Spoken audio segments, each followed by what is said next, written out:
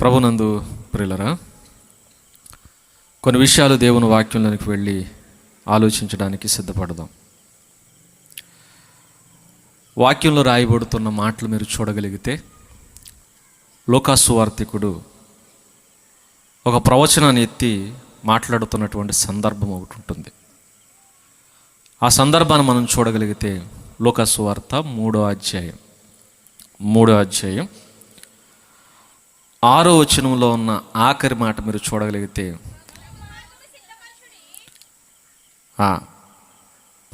సిద్ధపరచుడి, ఆయన త్రోవలు సరళము చేయుడి, ప్రతి పల్లము పోడ్చబడును, ప్రతి కొండయు మెట్టయు పల్లము చేయబడును, వంకర మార్గములు తిన్నని వగును, కరుకు మార్గములు నున్నని వగును.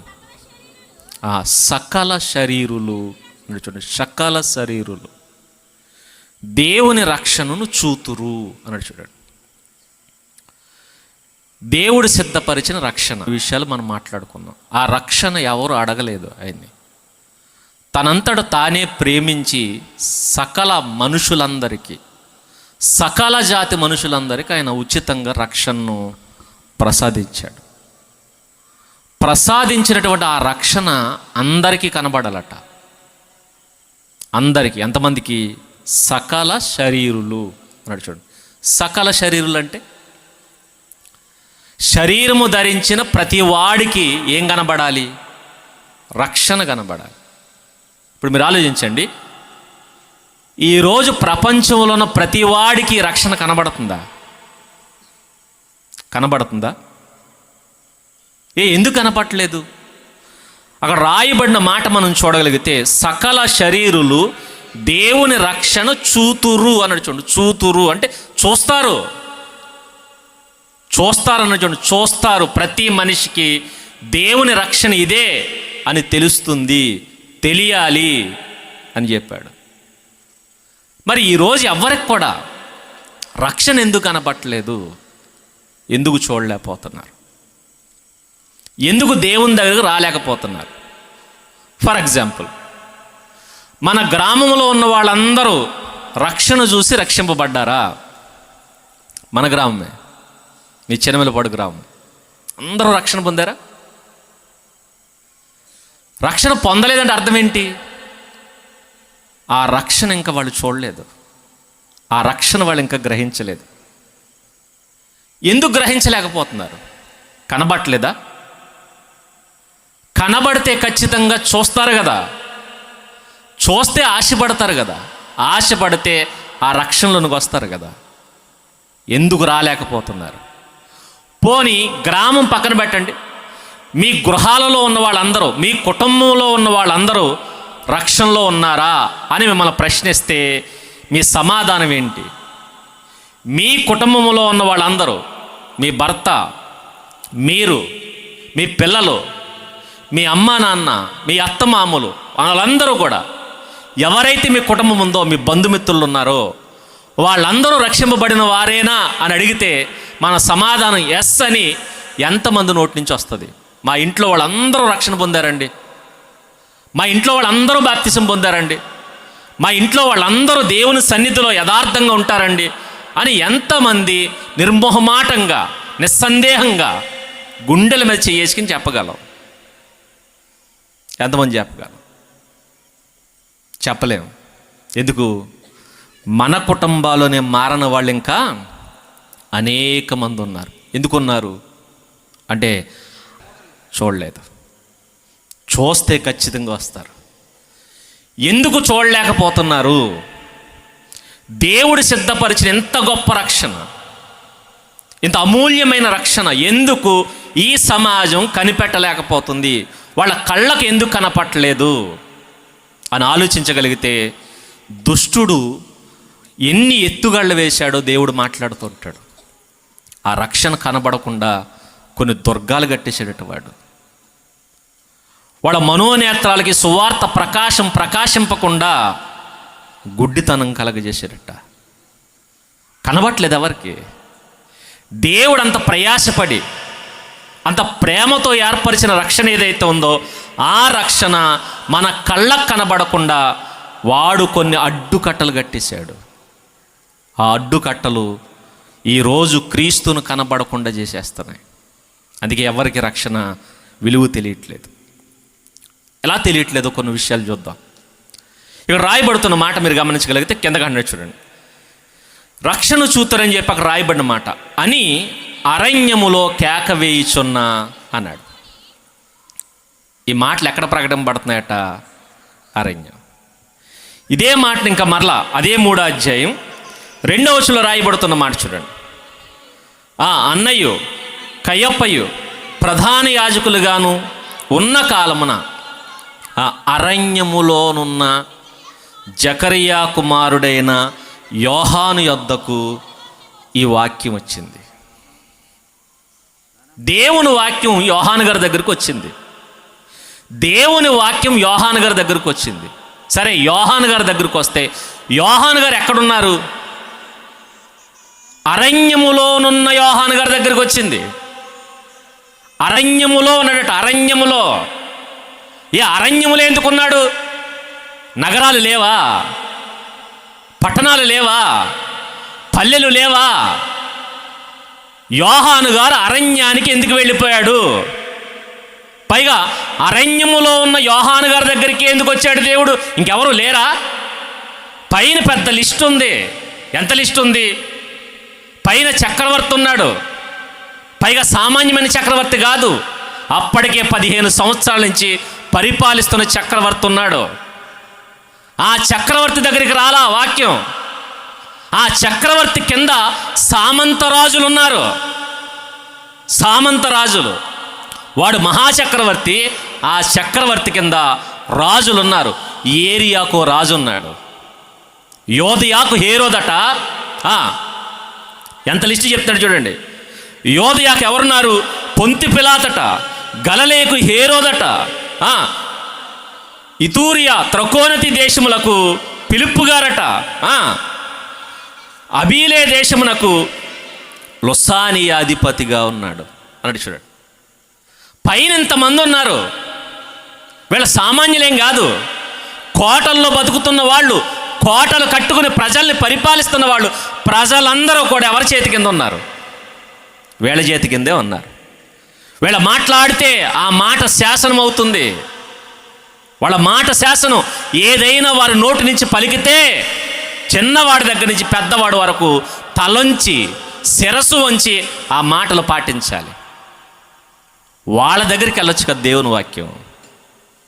చక్రవర్తి దగ్గరికి వెళ్ళొచ్చు కదా, హేరుకి వెళ్ళొచ్చు కదా. వాళ్ళ దగ్గరికి వెళ్ళలేదట. రైట్, వాళ్ళ దగ్గరికి వెళ్ళలేదు. వాళ్ళ అన్యులు అనుకుందాం, వాళ్ళ సామాన్యులు అనుకుందాం, లేదంటే వాళ్ళ రాజులు అనుకుందాం. దేవునికి దూరంగా బతుకుతున్నారు వాళ్ళు అనుకుందాం. ఇక తర్వాత లిస్ట్ చెప్తారు చూడండి. ఎవరు అంటే అన్నయ్యు కయ్యప్ప. అన్నయ్యు కయ్యప్ప. ఈ అన్నా కయ్యప్ప ఉన్నారట. ఈ అన్నయ్యు కయ్యప్ప ఎవరు వీళ్ళు? యాజకులంటే మన పరిభాషలో చెప్పాలంటే పాస్టర్స్. దేవుని ఆలయములో సేవ చేస్తున్న వాళ్ళు. ఇంకా చెప్పాలంటే ప్రధాన యాజకుడు ఒకడే ఉండాలి. ఇక్కడ ఎంతమంది ఉన్నారు? 2 ఉన్నారట. ప్రధాన యాజకుడు ఒక్కడే ఉండాలి, ఒక్కడికి మించి ఉండకూడదు. దేవుని ఆలయములో ప్రధాన యాజకుడు ఒక్కడే ఉండాలి. దేవుడు రూల్ అది. కానీ ఎంతమంది ఉన్నారు? వీళ్ళ మామ అల్లుళ్ళు. ఒక ఆయన మామగారు, ఆ మామగారితో పాటు అల్లుడు కూడా వచ్చేసాడు. వారసత్వం. ఆ తర్వాత ఎవరు? మా అల్లుడు ఉండాలి. ఆయన ఉండగానే రప్పించుకున్నాడట. పైగా ఈయనెవరు పెట్టారు? అన్నాని ఎవరు పెట్టారు? కయ్యప్పని ఎవరు పెట్టారు తెలుసా? ప్రధాన యాజకుడిని నిర్ణయించాల్సింది దేవుడు. కానీ ఇక్కడ నిర్ణయం దేవుంది కాదు, మరి ఎవరిది? పైన చక్రవర్తులు ఉన్నారే, ఆ చక్రవర్తులు వీళ్ళిద్దరిని ప్రధాన యాజకులుగా గుర్తించారట. ఆడెవడు, వీడెవడు? దేవుని ఆలయం మీద వీళ్ళకి పెత్తనాలేంటి? ఎవరికి? సీజర్ చక్రవర్తికి హక్కేంటి? హేరోదుకి హక్కేంటి? ఆలయం ఎవరిది? దేవునిదైతే దేవుని ఆలయం మీద సీజర్ చక్రవర్తికి రైట్ ఏముంది? ఏ రైట్ ఉంది వీడికి? హేరోదికి ఏ రైట్ ఉంది? పిలాతుకి ఏ హక్కు ఉంది? ఏ హక్కు ఉందని చెప్పి ప్రధాన యాజకుని డిసైడ్ చేశారట. ఎవడు నిర్ణయించాడు? రాజు వచ్చి, అధికారులు వచ్చి దేవుని సేవకులను తయారు చేస్తున్నారట. ఇది ఎక్కడ దారుణం? మీరు గమనించండి, పాత నిబంధనలో రాజుల్ని ఎవరు ఎన్నుకునేవాళ్ళు? రాజును అభిషేకించాల్సింది ఎవరు? ప్రవక్త చేత రాజు ఎంపిక చేయబడాలి. ఎవరి నెత్తి మీద అయితే తైలం తీసి పోస్తాడో, అభిషేకం చేస్తాడో వాడే రాజు. మాకిష్టం లేదని ప్రజలు చెప్తే ఊరుకోరు. ఎవరికి నచ్చాలి? దేవుడికి నచ్చాలి. ఆ నచ్చిన వాడిని దేవుడు చెప్తాడు ప్రవక్తకి, ఎదుగో వాడిని రాజుగా అభిషేకించంటే ప్రవక్త వెళ్ళి తైలపు కొమ్ము తీసుకుని వెళ్ళి తైలం తీసి నెత్తి మీద పోసి ఏం చేయాలి? అభిషేకించి రాజుని చేయాలి. రాజుని ఎవరు ఎంపిక చేయాలి? దేవుడు ఎంపిక చేసే ప్రక్రియ పోయింది. రాజుల్ని ఎవరు ఎన్నుకుంటున్నారు? మనుషులు. దేవుని తప్పించేశారట పక్కకి. దేవుని మెల్లగా తప్పించేశారు పక్కకి. వీళ్ళకి నచ్చిన వాళ్ళు వీళ్ళ మీద పరిపాలన చేసుకుంటున్నారు. రైట్, పోయింది. అధికారం దేవుని తీసేశారు. రైట్, అక్కడ తీసేసిన అధికారం పోనీ లోకంలో లేకపోయినా దేవాలయంలో ఎవరిది ఉండాలి? దేవుని అధికారం. లోకములో దేవుని అధికారం ఉన్నా లేకపోయినా దేవుని మందిరములో, దేవుని మందిరం మీద ఖచ్చితంగా ఉండాల్సిన దేవుని అధికారం. కానీ ఫస్ట్ లోకాన్ని లాగేసుకున్నారు, నెక్స్ట్ మందిరాన్ని కూడా లాగేసుకున్నారట. ఏంటి, యాజకుల్ని వీళ్ళు డిసైడ్ చేస్తున్నారా? దేవుడు ఒక్కడిని పెట్టండి రా అంటే ఎంతమందిని పెట్టారు? ఇద్దరిని పెట్టారు. ఈ మామ అల్లుళ్ళు ఇద్దరు ప్రధాన యాజకులుగా ఉన్నారు. ఏంటి, వీళ్ళ ఎంపికలో మందిరం వెళ్ళిపోయింది. ఇప్పుడు చెప్పండి, రాజు దగ్గరికి దేవుని వాక్యం రాలా, నెక్స్ట్ ఎవరి దగ్గరికి రావాలి? ప్రధాన యాజకుల దగ్గరికి రావాలి. ఎందుకు రాలేదు తెలుసా? వీళ్ళు నేను ఎంపిక చేసుకున్న మనుషులు కాదు, నేను ఎన్నిక చేసిన వాళ్ళు కాదు, వీళ్ళు నా ఎన్నికలో లేరు. వీళ్ళని ఎవడో ఎన్నుకొని పంపిస్తున్నాడు. ఇప్పుడు మీరు ఆలోచించండి, ఈరోజు అవి లేవు, మరి ఎవరు ఎంపిక చేస్తున్నారు అనుకుంటున్నారు? అమ్ముతున్నారండి. ఏంటవి? పట్టాలు. తెలుసా? ఒక మందిరం మీదకి అధికారిగా పంపించడానికి పట్టాలు అమ్ముతున్నారు. ఒక్కడికి వాక్యం ముక్క రాకపోయినా, వాక్యం ముక్క ఒక్కడికి రాదు, పరిశుద్ధాత్మ లేకపోయినా, వాడికి ఏమీ తెలియకపోయినా, దేవుని ఎన్నికలో వాడు లేకపోయినా, వాడు ఎలాంటి నీచమైన బతుకుతున్నా పట్టాని డబ్బులతో కొనుక్కు తెచ్చుకుని ఈరోజు మందిరాల మీద పెత్తనాలు చేస్తున్నారు. ఉన్నారా లేరా? లేకపోతే ఎంక్వైరీ చేయండి. నా కళ్ళకి ఎంతమంది కనబడ్డారు, ఎంతమంది. ఓ చోటకు వెళితే పాస్టర్ గారు సారేపతి వెధవరాల గురించి తెలియదటండి. ఎవరికో తెలుసా? పాస్టర్ గారి. మీకు తెలుసా? పాస్టర్ గారికి సారేపతి వెధవరాల గురించి తెలియదు. ఏమనాలి వెళ్ళండి? నువ్వు సేవ చేస్తున్నావు, ఎలా చేస్తున్నావు? ఎవడెన్నిక చేశాడు నిన్ను? ఆయన అన్న మాట ఏంటి తెలుసా? నాకు పట్టా ఉందండి, నాకు సర్టిఫికెట్ ఉందండి. ఎవడిచ్చాడు? ఈరోజు రాజకీయ నాయకులు పట్టాలు ఇస్తున్నారు, లేదా మందిరం మీద ఉన్న పెద్దలు పట్టాలు అమ్ముతున్నారు. దేనికి? సేవకులకు పట్టాలు అమ్ముతున్నారు. వీళ్ళు వచ్చి ఏం చేద్దామని? దేవుని మందిరాన్ని ఏం చేద్దామని. అలాంటి వాళ్ళు ఉంటే ఆ మందిరాలలో దేవుని వాక్యం ఉండదు. ఇక్కడ కూడా మీరు గమనించండి, అక్కడ ఉన్నవాళ్ళు మీరు గమనించగలిగితే, అన్నయ్య కయ్యప్ప ఉంటే రాజుల దగ్గరకు వర్తమానం వెళ్ళా, మందిరములోనికి వర్తమానం రాలా. మరెక్కడికి? తన వాడు ఎక్కడున్నాడో, తన సేవకుడు ఎక్కడున్నాడో, తన కోసం యథార్థంగా బతికేవాడు ఎక్కడున్నాడో అక్కడికి వెళ్ళాడట. ఎక్కడికి? అతడు ఎక్కడ లేడు, మరి ఎక్కడున్నాడు? అరణ్యములో ఉన్నాడు. అరణ్యులు ఎందుకున్నాడు? ఈయనేమన్నా అడవి మనిషా? యోహాను గారు ఏమన్నా అడవి మనిషా? ఎవరో తెలుసండి ఆయన? ఒక యాజకుని కొడుకు. ఒక యాజకుని కొడుకు. ఎవరా యాజకుడు? ఒక రోజు జకరియా గారు అదే మందిరంలో ధూపం వేశాడు. అదే మందిరంలో ధూపం వేస్తున్నప్పుడు దేవదూత ప్రత్యక్షమై, ఇదిగో ఈ వాగ్దాన పుత్రుడు పుడతాడని చెప్పాడు. యోహాను గారి గురించి ఇచ్చిన వాగ్దానం. పుడతాడని చెప్పినట్టుగానే పుట్టాడు. పైగా ఆయన గురించి ఇచ్చిన సర్టిఫికెట్ ఏంటి తెలుసా? ప్రభువే మాట్లాడుతూ ఆయన గురించి అన్నాడు, స్త్రీలు కనిన వారిలో యోహాను కంటే గొప్పవాడు ఎవడును లేడన్నాడు. అలాంటి వాడికి ఇవ్వలేదట. ఎక్కడ? ఆయన వారసుడే కదండి. ఆయన కూడా వారసుడే. ఎవరికి వారసుడు? ఆయన కూడా యాజకుడి కడుపును పుట్టినవాడే. అలాంటి యాజకుడికి ఇవ్వలేదట. మరి ఎవరికి ఇచ్చారు? అన్నకి ఇచ్చారు, కయ్యప్పకి ఇచ్చారు. కయ్యప్పకి ఇచ్చారు. వీళ్ళిద్దరు జంటగా పరిపాలన చేస్తున్నారు, జంటగా. మరి యోహానికి ఎందుకు ఇవ్వలేదు? యోహాను పనికిరాడు. యోహాను అన్న ఫిట్టింగ్గా చెప్పాలంటే యోహాను కూడా అక్కడ ఉండలేడు. అలాంటి చోట యోహాను ఉండలేడు. అదిగే పోయాడు దూరంగా. ఎక్కడ పోయాడు? అరణ్యానికి పోయాడట. ఈ పాపాలు మేము చూడలేం, నీ మందిరంలో జరుగుతున్న ఈ ఘోరాలు మేము చూడలేమని చెప్పి దూరంగా పోయాడు. పైగా ఎందుకు పోయాడు తెలుసా? ఒకటి, ఆయన ఉండలేడు. రెండోది ఏంటంటే, ఈ మందిరాల్లోనికి దేవుని నీతి కలిగిన వాడు రాలేడు, దేవుడు కూడా రాడండి. ఇంకోటి తెలుసా? ఆనాడు యెరూషలేము మందిరం కట్టించింది ఎవరు అనుకుంటున్నారు? ఎవరు కట్టించారు? ఎవరు కట్టించారు తెలుసా? ఒకనాడు సొలొమోను కట్టించిన మందిరాన్ని కూలగొట్టేస్తే తర్వాత మళ్ళీ దేవుడు జెరుబ్బాబెలు చేత కట్టించాడు. ఆ మందిరాన్ని కూడా కూల్చేస్తే యేసుక్రీస్తు కాలంలో ఉందే మందిరం, ఈ మందిరం ఇది ఎవరు కట్టారనుకుంటున్నారు? హేరోదు కట్టించాడు. ఎవరు? ఏ హేరోదు? ఏ హేరోదు ప్రభువును చంపేయడానికి ప్రయత్నించాడే, ఆ హేరోదు కూడా కట్టించాడండి. వాడు చూడండి, ఒక పక్క దేవుని కోసం మందిరం కట్టిస్తాడు, ఇంకో పక్క దేవుణ్ణి చంపేస్తాడు. పుట్టిన దేవుణ్ణి ఏమని చంపేస్తాడు. పైగా వాడి చేతుల నిండుగా రక్తపాతమే. ఇప్పుడు పుట్టిన పిల్లల్ని చంపేశాడు, సైన్యాన్ని చంపేశాడు, ప్రజల్ని చంపేశాడు. చివరికి చెప్పాలంటే ప్రభువు వాళ్ళలో ఉన్నాడేమని చెప్పి 2 ఏళ్లలోపు పసిపిల్లలను సైతం చంపేసిన వాడు ఏం కట్టాడట? మందిరం కట్టాడు.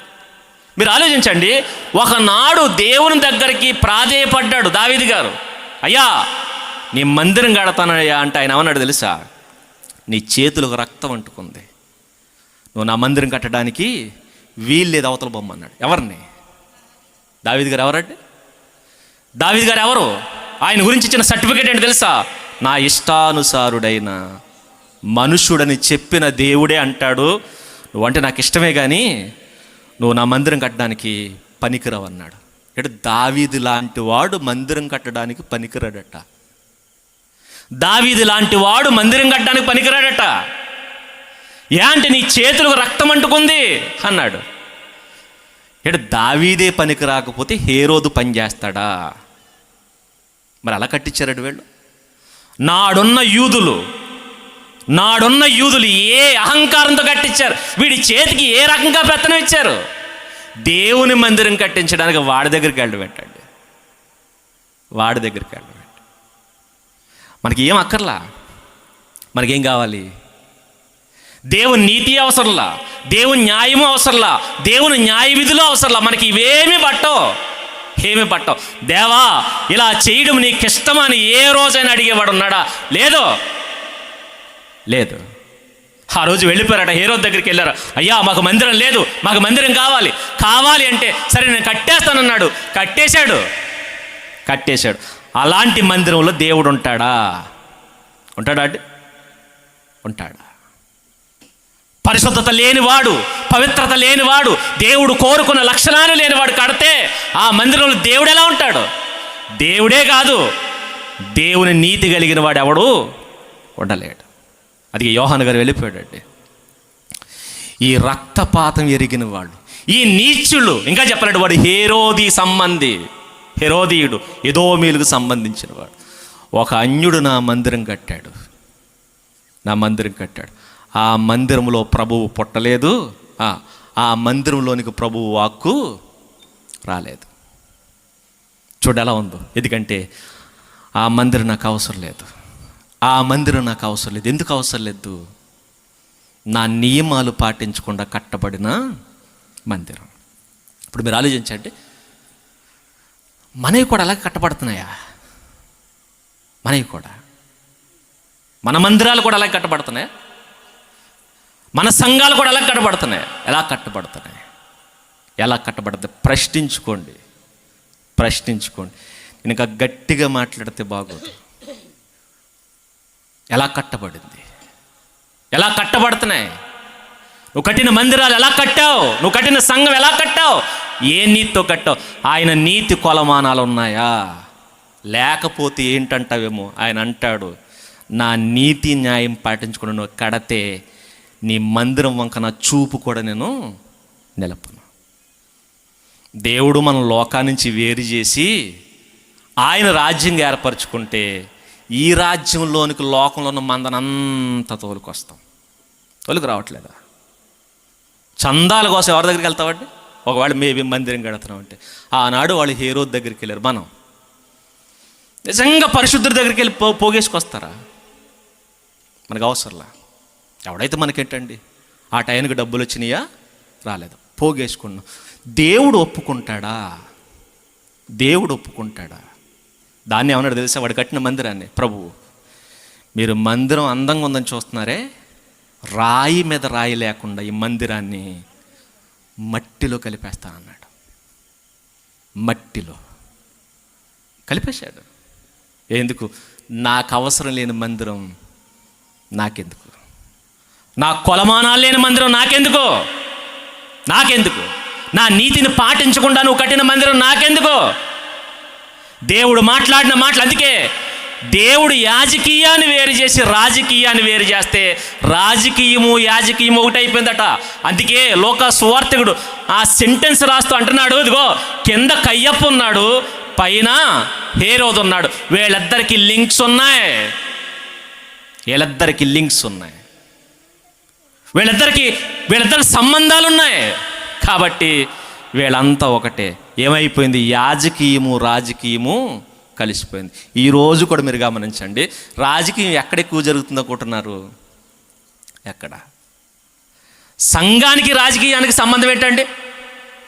సంఘానికి రాజకీయానికి సంబంధం ఏమైనా ఉందా?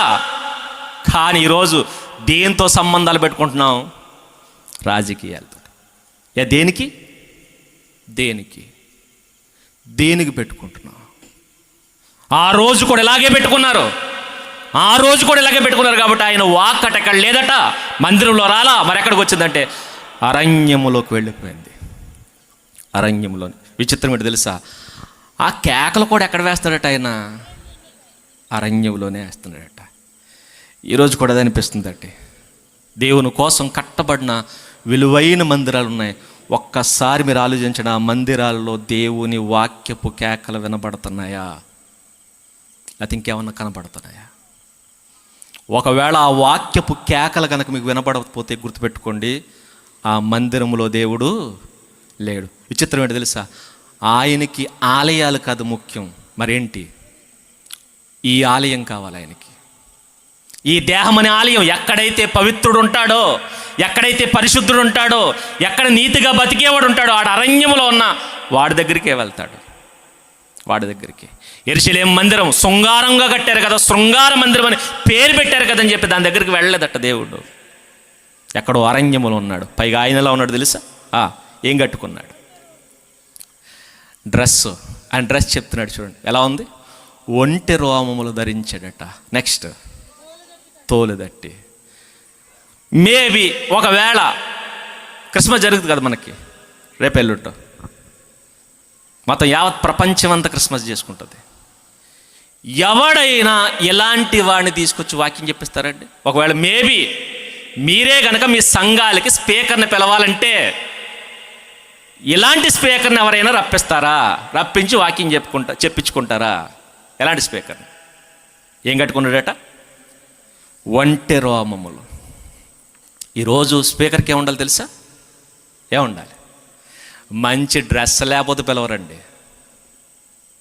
మంచి డ్రెస్ లేకపోతే పిలవరు. ఏముండాలి? కోట్లు ఉండాలి, సూట్లు ఉండాలి, టైలు ఉండాలి, టక్కలు ఉండాలి, ఇన్నుంటేనే తప్ప ఆయన పిలవరు. వాకింగ్ చెప్తాడా చెప్పడది అనవసరం. మనకేముండాలి? డ్రెస్ బాగుండాలి, తలతల్లాడిపోవాలి, ఖద్దరు చొక్కా వేయాలి, ఖరీదైన బట్టలు వేయాలి. ఆకారాన్ని చూసి, అలంకారాన్ని చూసి పిలుచుకునే బతుకులు మనవే.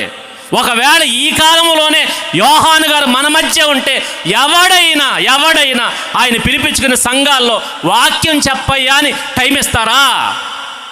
మీ సంఘాలలో మీరు కట్టుకున్న సంఘాల్లో నువ్వు పవిత్రుడు కదా, నువ్వు పరిశుద్ధుడు కదా, దేవుని వాక్యం నీ దగ్గరే ఉంది కదా, నువ్వు రావయ్యా మా మందిరానికి అని చెప్పి ఎవరైనా వచ్చి టైం ఇస్తారా? ఎవరో. ఎందుకెవరో? మనకి వాక్యం అక్కర్లా. మనకేం కావాలి? సోకులు కావాలి. అందుకే పైకి నీట్గా టై అండ్ టక్కేసుకుని టిప్ టాప్గా రెడీ వాడిని పిలుచుకుంటాం. రా, భలే ఉన్నావు, చక్కగా ఉన్నావు, రా. తర్వాత ఎలా రావాలి? నడిచి వస్తే పనికిరాడు, నెక్స్ట్. సైకిల్ వేసుకొస్తే పని చేయడు, నెక్స్ట్. బైక్ వేసుకొస్తే పని చేయడు, నెక్స్ట్. ఆ కారు చిన్న కారు వేసుకొస్తే పని చేయడు. పెద్ద కారు వేసుకొని వచ్చి ఫ్లైట్లో వస్తే అబ్బా భలే స్పీకర్ని తెచ్చారండి. ఎక్కడికి? యోహాను గారికి ఫ్లైట్లు లేవు, ఫ్లైట్ల మీద తిరగలా, పట్నాల్లో తిరగలా, సూటు బూటు లేదు. మరి ఎలా ఉన్నాడు? సరైన బట్టలు లేవు, సరైన వస్త్రాలు లేవు, సరైన తిండి తిండు. ఎలా కనబడతాడు మనిషి అంటే అడవి మనిషిలా కనబడతాడు. కానీ కనబడ్డానికి అలా కనబడతాడు తప్ప ఆయన దగ్గర ఏముందో తెలుసా? ఆయన దగ్గరికి దేవుడు వస్తాడు, దేవుని మాట ఉంచుతాడు, ఆయన నోటే ఉంచుతాడు దేవుని మాట.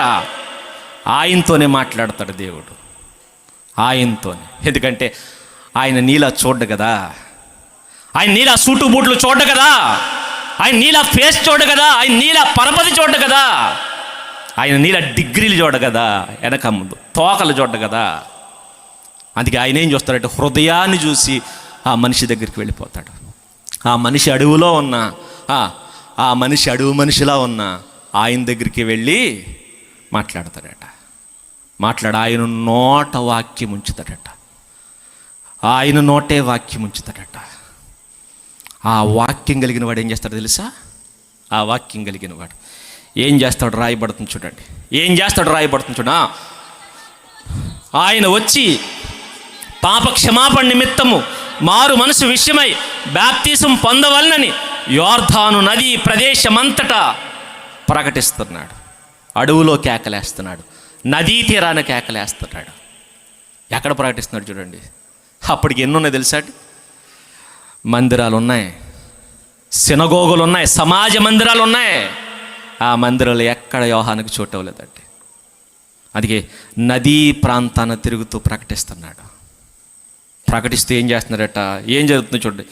ప్రభువు మార్గమును సిద్ధపరచుడి. ఆ వాక్యము కలిగిన వాడు మాట్లాడితే ప్రభు మార్గం తెరవబడుతుంది. ఏ మార్గం? సాతాను మూసేశాడే, సాతాను దుర్గాలు కట్టాడే, ఆ దుర్గాలన్నీ పడగొట్టి మరి ప్రభు మార్గాన్ని చూపిస్తాడట. ఇదిగో దేవుని వే, ఇది దేవుని మార్గం, ఇది కట్టబడిన ప్రతి అడ్డుకోడను కూల్చేసి చెప్తాడట. ఇదిగో ఇదే దేవుని మార్గం అని చూపిస్తాడట. ప్రభు మార్గమును సిద్ధము చేయండి, ఆయన త్రోవలు సరళము చేయండి, ప్రతి పల్లము పోర్చబడు. పల్లాలుండిపోయినట్ట దేవుని మార్గం కనబడకుండా. పల్లాలంటే పెద్ద పెద్ద లోయలుండిపోయినట్టండి. దేవుని మధ్యకు వెళ్లకుండా, దేవుని చెంతకు చేరకుండా పెద్ద పెద్ద లోయలు ఉన్నాయట. ఆ లోయలు నన్ను ఏం చేయాలి? పోడ్చాలి. నెక్స్ట్, వంకర మార్గమును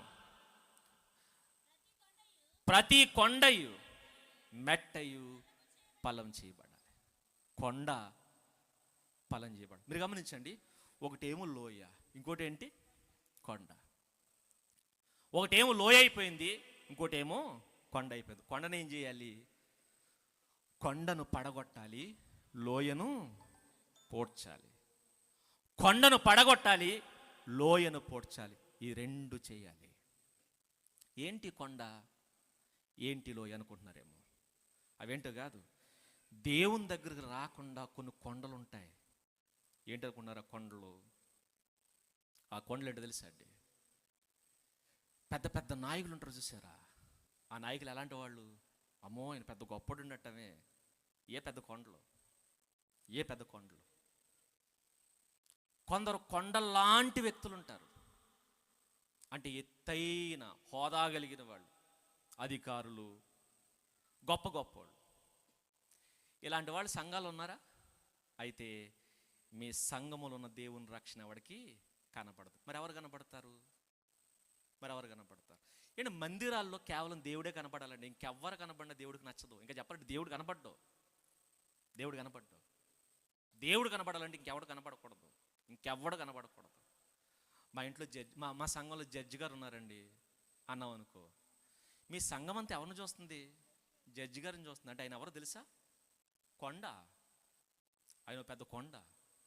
మా సంఘంలో పెద్ద ఎస్పీ గారు ఉన్నారండి, అయితే ఆయన కొండ. లేదు మా సంఘంలో పెద్ద ఎమ్మెల్యే గారు ఉన్నారండి, అయితే పెద్ద కొండది, అనకొండ.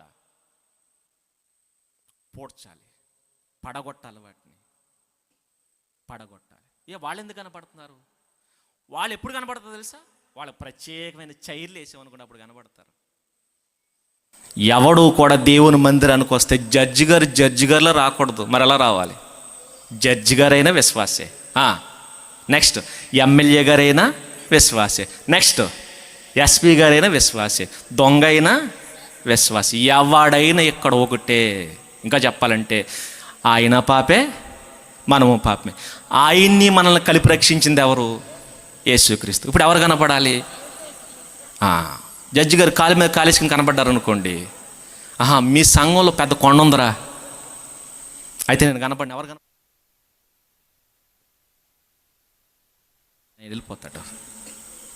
ఆయన వెళ్ళిపోతాడు. ఇలా పెద్ద పెద్ద కొండలు ఉన్నాయట. అందుకే ఆ కొండల పైన చెప్పాను ఇందాక, ఆనాడు యెరూషలేము మందులో ఉన్న కొండలు ఏంటనుకుంటున్నారు?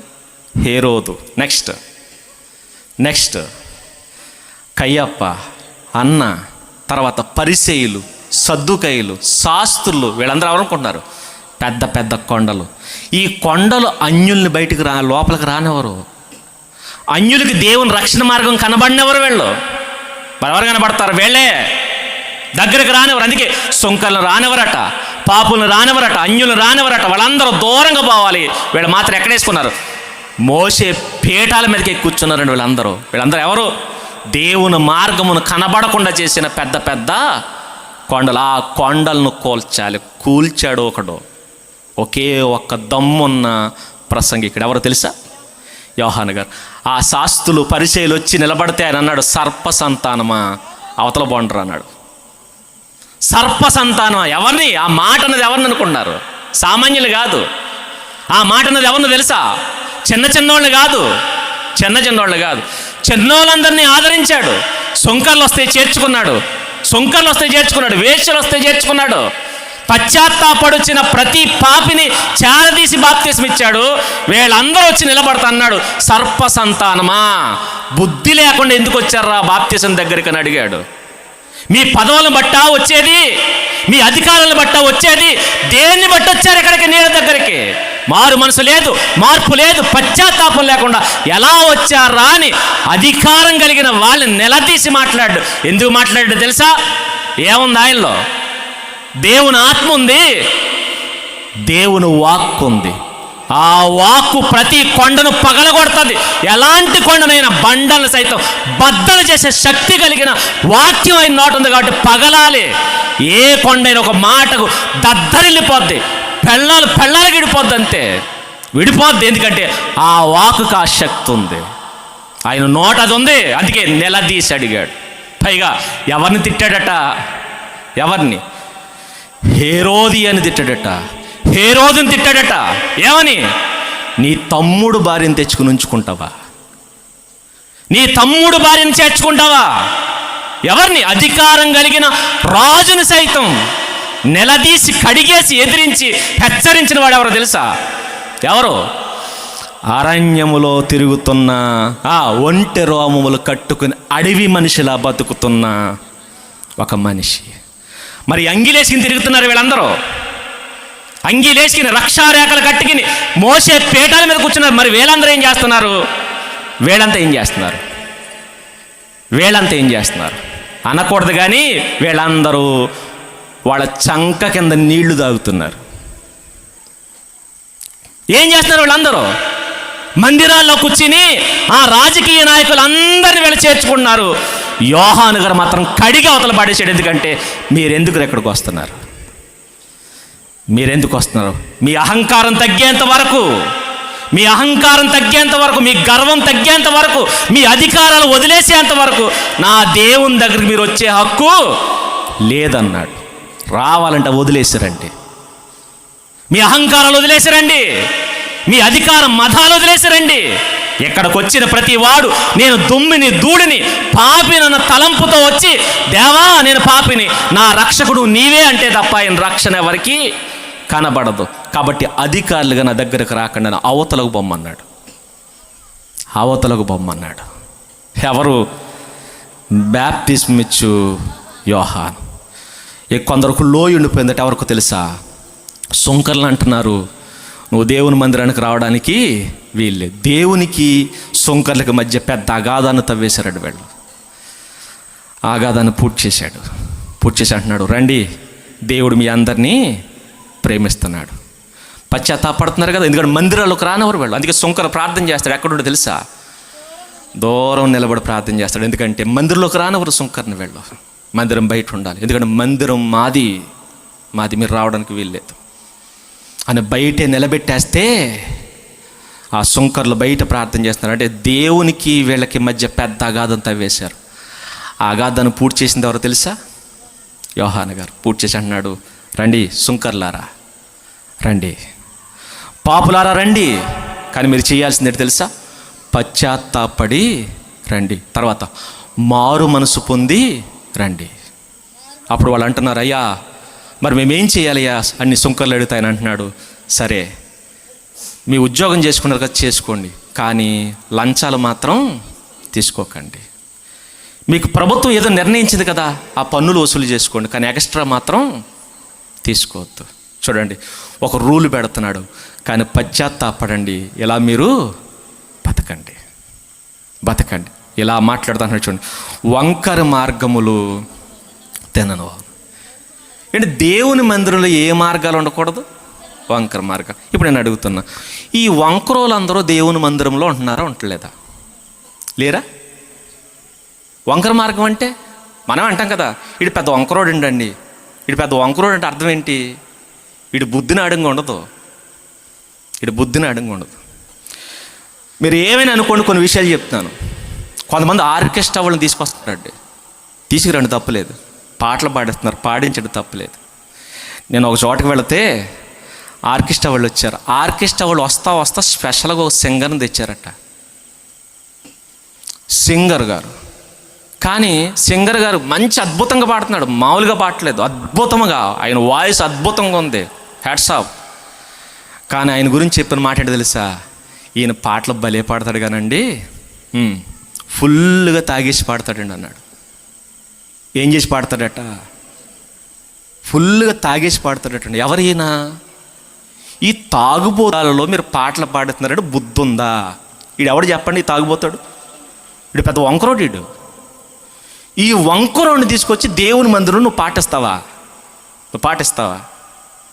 అంటే ఈ విషయాలు పిలిచిన సేవకులు తెలియకపోవచ్చేమో, తీసుకొస్తున్న ఆర్కెస్ట్రాలు తెలిసే తెలీదా? మరి ఎలా తీసుకొస్తున్నావు? అంటే వీళ్ళకి భయం లేదు. పోనీ ఎంక్వైరీ మనం కూడా చేయం, పైన ఉన్న సేవకులుగా, ఆ వచ్చేవాడు మంచోడు కాదా? మనకి టయానికి ఏమైపోవాలి? కార్యక్రమం నువ్వు అద్భుతంగా జరగాలనుకుంటావేమో, దేవుడు అలా అనుకోడు. మంచి గొంతున్నవాడు పాట పాడాలనుకోడు, మరి అనుకుంటాడు పరిశుద్ధుడు పాట పాడాలి, తన పద్ధతి మార్చుకున్నవాడు పాట పాడాలి, మారు మనసు పొందినవాడు పాడాలి. అలాంటి వాడు కావాలి. మరి మనకి బాగా వాయించేవాడు కావాలి, నెక్స్ట్ బాగా పాడేవాడు కావాలి. ఇవి కావాలి మీకు. ఆయన అంటాడు, వంకరోడు నా మందిరంలో కనబడకూడదు. వంకరగా బతికేవాళ్ళు నా మందిరంలో కనబడకూడదు. ఈరోజు వంకరోళ్ళంతా ఎక్కడ ఉన్నారనుకుంటున్నారు? మందిరాల్లో కాదు, మందిరాల్లో వేదికల మీద సింహాసనాలు వేసుకుని కూర్చున్నారు. ఎవరు? ఈయన పెద్ద. ఏ పెద్ద? అబ్బో, అందరికీ పెద్ద ఈయన. ఈయన ఎవరు? డెలిగేటేనా? డెలిగేట్ నా పదం డెలిగేట్ అని అంటారు. ఏమో నాకు తెలియదులేండి. డెలిగేట్ అట. డెలిగేట్ అంటే డమ్మి అనుకుంటా కదా. డెలిగేట్ అంటే పనికిరంది అంటారు కదా, దాని మీనింగ్ అదే అనుకుంటా ఇంగ్లీష్లో. ఏమో నాకు తెలియదులేండి అన్నది. అంటే ఆ పదం కట్టగానే పెట్టారనమాట వాళ్ళకి. డెలిగేట్ వాళ్ళందరికీ ఏ పదవి వేస్తున్నారు ఇప్పుడు? ఈ పదవి. నేను అందరూ అట్లా, దాంట్లో పరిశుద్ధులు కూడా ఉండొచ్చు. పరిశుద్ధులు అంటే మన్నించండి. కానీ కొంతమంది వంకరోళ్ళు ఉన్నారు. ఈ వంకరోళ్ళకి పదవులు ఇస్తున్నారు. కొందరు పెద్దలలో మంచోళ్ళు ఉండొచ్చు, పరిశుద్ధులు ఉండొచ్చు. కానీ కొందరు పెద్దల్లో ఎవరున్నారు తెలుసా? వంకరోళ్ళందరూ పెద్దలు అయ్యారు. ఎవడు ఈ వంకరోను లోపల తెచ్చాడు? పైగా తేవడమే పెద్ద తప్పు. తెచ్చిన తర్వాత ఏం చేశారు? మళ్ళీ పైకి ఎక్కించావు నువ్వు, అంటే పదవి ఇచ్చావు నువ్వు.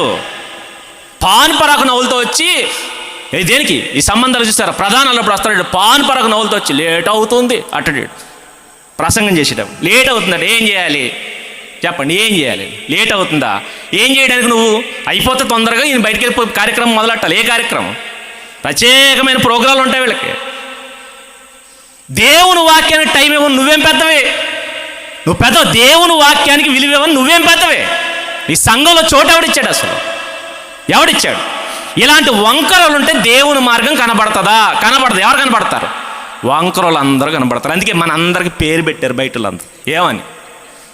వంకరోలు అని. రోజు క్రైస్తవుడు అంటే ఇల్లు అని అన్నారండి. క్రైస్తవుడు అంటే దగ్గరకు రానివని అన్నారు. క్రైస్తవ్యంలో వంకరోలు ఎక్కువైపోయారు.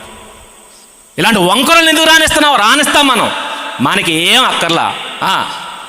పాకలు పీకేసి షెడ్లు వేసేయాలి, షెడ్లు పీకేసి స్లాబులు వేసేయాలి, స్లాబులు తీసేసి పెద్ద కట్టేసి మందనంతా తోలుకొచ్చేయాలి. ఎక్కడికి? మందిరాల్లో. మందనంతా తోలుకొచ్చామని చెప్పలేదు ఆయన. ఆయన ప్రకటన చేయమన్నాడు. ఏమని? మార్పు చెందినవాడు రండి, నమ్మి బాప్తిసం పొందినవాడు రక్షింపబడు. మా సంఘంలో 150 మంది ఉన్నారని చెప్పాడు ఒక ఆయన. అప్పుడు నేను అడిగా, సరే బాప్తిసం తీసుకున్న వాళ్ళు ఎంతమంది ఉన్నారని అడిగా. ఎంతమంది ఉన్నారట? 150 మంది ఉన్నారట. బాప్తిసం తీసుకున్న వాళ్ళు ఎంతమంది తెలుసా? 30 మంది ఉన్నారట. మరి మిగిలిన వాళ్ళందరూ ఎవరు? మిగిలిన వాళ్ళందరూ ఎవరు చెప్పండి? వీళ్ళందరూ వంకరోలే. ఇలా మాట్లాడితే బాగోదు. బాగోపోయినా పర్వాలేదు. ఏం చేస్తారు? మళ్ళీ నన్ను పిలవరు. ఇప్పటికే పిలవరు. నా సంగతి తెలుసు అందరికీ. ఏం పర్లేదు. I don't care. యోహాను గారులే, నాకేం అవసరంలా. ప్రపంచం బోల్డ్ అంత ఉంది. దేవుడు అన్నాడు సర్వలోకమునకు వెళ్ళి సర్వ సృష్టికి చెప్పన్నాడు. మీరు కాకపోతే ఇంకో ప్రాంతానికి పోతా, చచ్చేదాకా చెప్తా.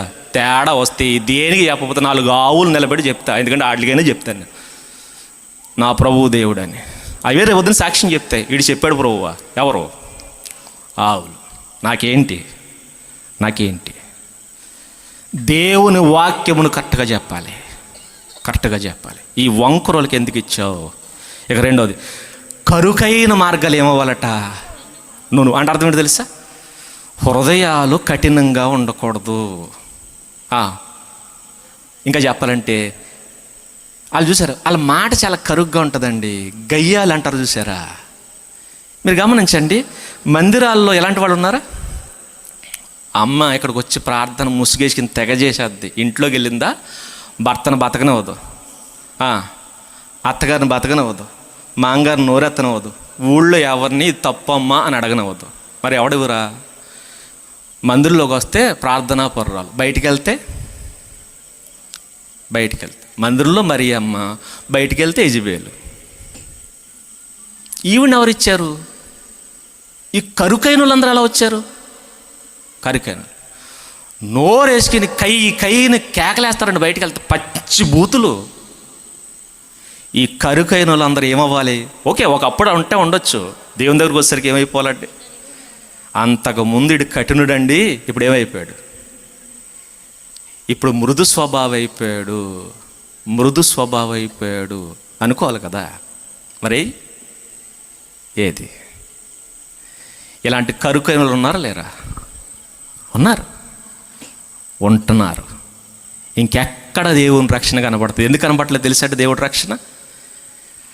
వంకరోళ్ళు ఉన్నారు, కరుకైన వాళ్ళు ఉన్నారు, పెద్ద పెద్ద అనకొండలు ఉన్నాయి, లోయలు ఉన్నాయి. ఎక్కడ? మందిరాల్లో. ఇలా ఉన్నప్పుడు మందిరములో ఉన్న దేవుని రక్షణ కనబడుతుంది ఎవరికైనా? అందుకు కనబడట్లేదు. ఇంకా చెప్పాలంటే మన కుటుంబాలు ఎందుకు మాట్లేదు తెలుసా? దేవుని రక్షణ కనబడట్లేదు. మన గ్రామాలు ఎందుకు మాట్లేదు తెలుసా? దేవుని రక్షణ కనబడట్లేదు.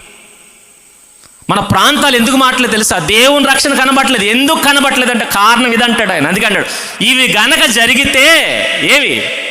కొండలు అణచబడితే, నెక్స్ట్ కొండలు అణచబడితే, లోయలు పూడ్చబడితే, వంకరవి తిన్ననవైతే, నెక్స్ట్ కరికి మార్గములు నున్ననవైతే, అప్పుడు కనబడతాడు దేవుడు.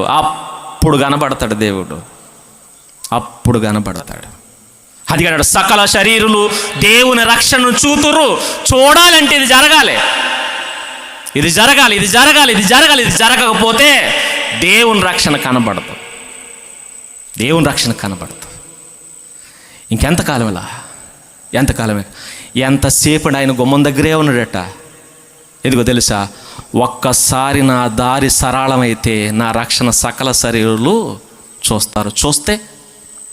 చూస్తే వాళ్ళు రక్షణ పొందుతారు. రక్షణ పొందితే నేను వచ్చేస్తాను. అంటే ఆయన రావాలంటే ఇప్పుడు ఏం చేయాలి? మార్గము సరళం చేయండి.